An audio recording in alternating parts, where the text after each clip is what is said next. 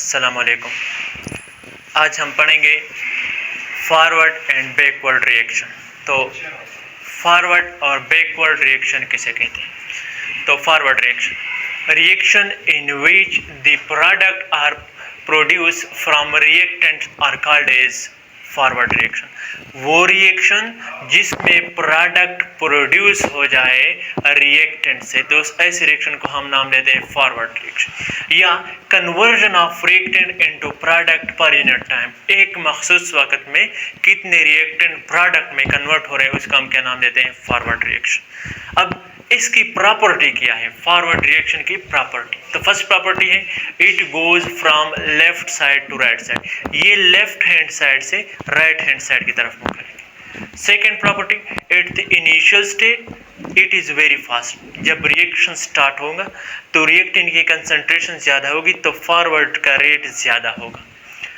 Third it slow down gradually with the passage of time, वक्त के साथ साथ रिएक्टेंट प्रोडक्ट में कन्वर्ट होना शुरू होंगे तो रिएक्टेंट की कंसंट्रेशन कम होगी तो rate of forward reaction gradually decrease होगा।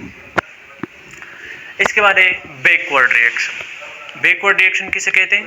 या reverse reaction in which product gives us the reactant again, वो रिएक्शन जिसमें प्रोडक्ट दोबारा रिएक्टेंट दे दे, ऐसे रिएक्शन को हम नाम देते हैं बैकवर्ड रिएक्शन।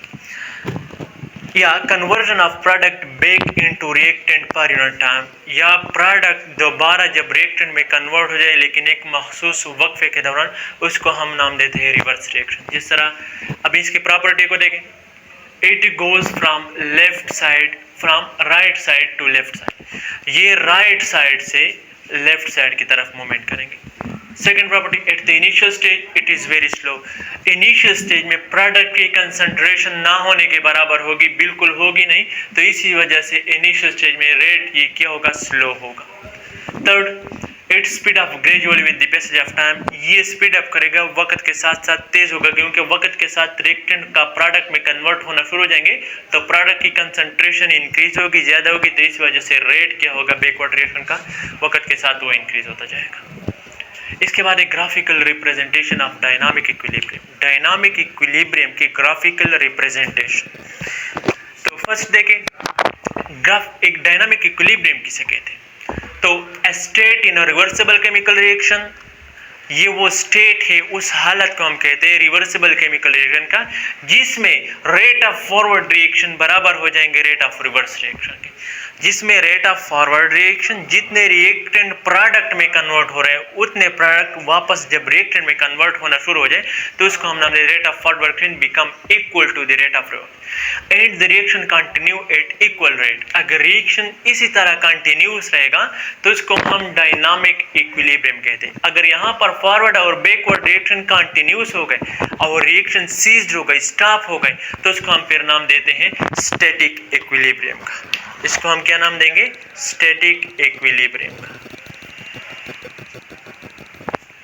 इस तरह अगर हम देखें H2 + I2 gives us 2HI, तो ये एक ग्राफ है, ग्राफ में हम ये x एक्सिस और ये y एक्सिस, x एक्सिस पे हम क्या लेंगे?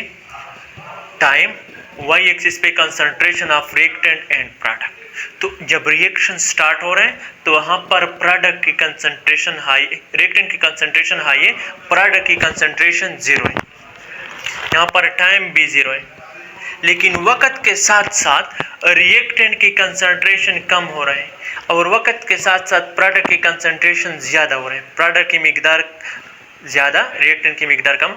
एक ऐसा वक्त आ रहा है जहाँ पर फॉरवर्ड रिएक्शन बिकम इक्वल होगा बैकवर्ड रिएक्शन की या रिवर्स रिएक्शन, उस स्टेट को हम कहते हैं डायनामिक इक्विलिब्रियम, और reaction continuous at equal rate. तो यहाँ पर ये शो कर रहा है at the initial stage concentration of reactant are great, concentration reactant में क्या होगा? ग्रेटर होगा। विद द पैसेज, यहाँ पर देखें with the passage of time, कुछ वक्त के बाद concentration of reactant is decrease, concentration कम हो गई, इसका मतलब कि कुछ कंसंट्रेशन, कुछ रिएक्टेंट का कन्वर्ट हो गए प्रोडक्ट में। इस तरह इनिशियल स्टेज में concentration of product are negligible, with the passage of time, यहाँ पर भी वक्त गुजर गया, with the passage of time concentration of P is increases, product increase हो रहा है। तो what is the macroscopic property of dynamic equilibrium. Macroscopic properties क्या होगी डायनामिक इक्विलिब्रियम की? तो first, dynamic equilibrium exist in close container. ये close container में एग्जिस्ट करेगा। अगर कंटेनर ओपन था तो गैस मॉलिक्यूल एटमॉस्फेयर की तरफ मूवमेंट करेंगे तो बैकवर्ड रिएक्शन नहीं होगा, तो इसी वजह से डायनामिक इक्विलिब्रियम एग्जिस्ट नहीं करेगा। Second, reaction does not stop at equilibrium. जब इक्विलिब्रियम अचीव करें तो डायनामिक इक्विलिब्रियम स्टॉप नहीं होगा बल्कि कंटिन्यूस एट्स इक्वल रेट के साथ कंटिन्यू करेगा। Concentration of reactant and product remains same. अगर कंसंट्रेशन का मतलब यहाँ पर ये नहीं कि 50-50 30-70, बल्कि कंसंट्रेशन का मतलब है कि जितने रिएक्टेंट प्रोडक्ट में कन्वर्ट हो रहे हैं उतने प्रोडक्ट वापस रिएक्टेंट में कन्वर्ट हो। Fourth, equilibrium state is attainable from either side. दोनों तरफ कोशिश करेंगे कि इक्विलिब्रियम अचीव करें। और last one, can be disturbed and again achieved equilibrium under the given condition। Equilibrium अगर डिस्टर्ब हो गया कुछ प्रॉपर्टीज की वजह से, कुछ कंडीशन की वजह से, जिस तरह अगर टेम्परेचर हम इंक्रीज करें, प्रेशर इंक्रीज करें या कंसंट्रेशन चेंज करें, तो इसकी वजह से इक्विलिब्रियम कुछ वक्त के लिए डिस्टर्ब हो जाएगा, लेकिन दोबारा कुछ लम्हे के बाद 10-15 मिनट के बाद वो दोबारा इक्विलिब्रियम अचीव करेगा, ये केमिकल रिएक्शन। तो ये था आज का लेक्चर। नेक्स्ट लेक्चर इंशाल्लाह कल।